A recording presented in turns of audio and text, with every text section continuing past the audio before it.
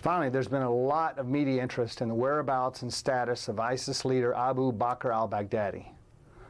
Despite all the helpful reports to us from every source imaginable, I'm unable to confirm or deny where he is or whether he is alive or dead. Let me just say for the record, my fervent hope is it is the latter. And then I know you mentioned Baghdadi in your opening statement, but I just have to ask,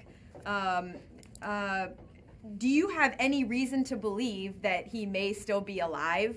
Have you seen any proof of life?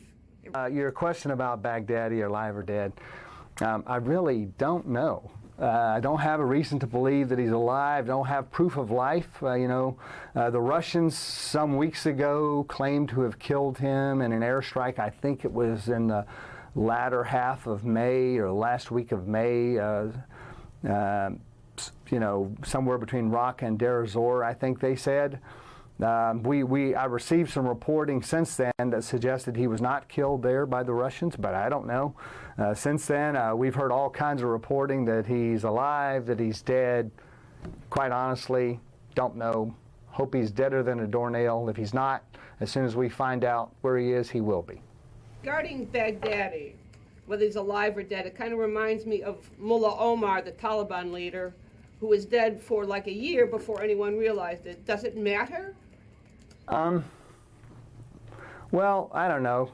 It'd make me feel better to know that he was dead. I suppose it probably doesn't really matter. If no one knows if he's alive or dead, someone is guiding ISIS, the organization. And what we've seen with all these paramount leaders is you take them out and someone else steps up.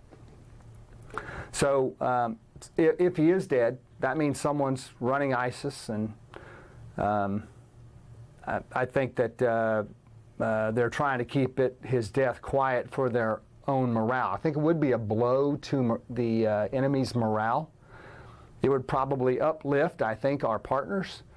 So in that way, I think it probably does matter. As far as the prosecution of the enemy's plans, I'm not so sure that it does matter. I mean, they're like any bureaucratic organization, to include our own forces. We have a succession of command.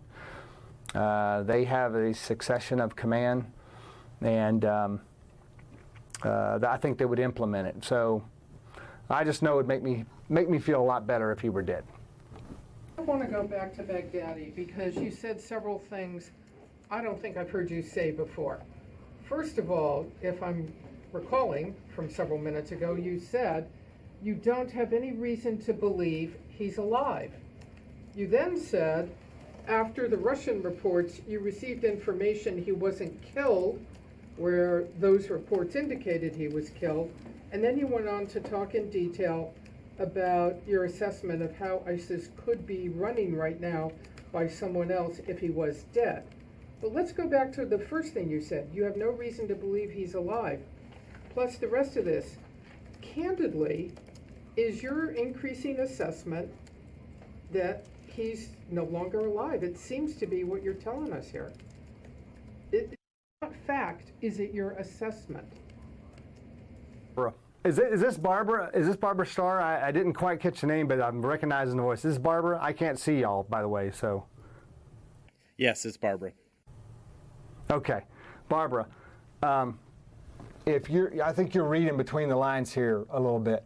I don't know how to say it any other way. Y'all keep asking me, so I try to keep coming up with another way of saying it. I don't have a clue. Simple as that.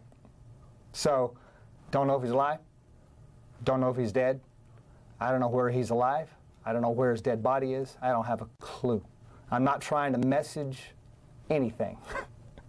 If y'all keep asking me, I'll try to come up with another artful way of saying it, but that's the bottom line. Don't have a clue.